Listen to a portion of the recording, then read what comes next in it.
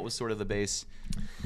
So it was, we'll call it, yeah, it was really simple at that time. It was graphic design with an edge. Gotcha. Okay. And if you're to take 2001 graphic design with an edge to 2025, defy or die, defy the standard, you have a choice to follow or defy.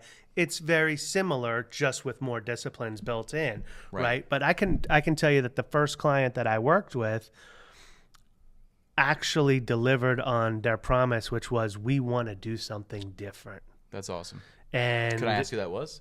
It was a hair salon in Philadelphia called Richard Nicholas. Okay, very cool. Very cool. And so they needed an ad campaign.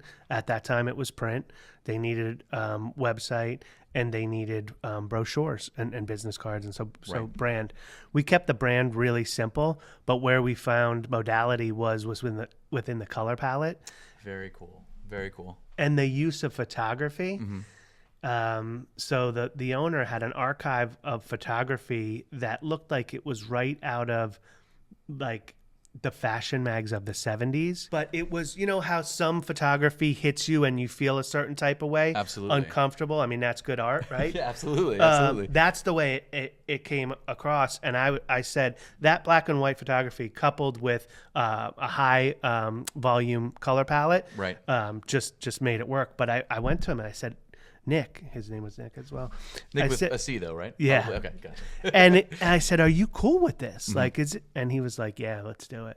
That's awesome. And so those are the clients that we try and partner with. Okay.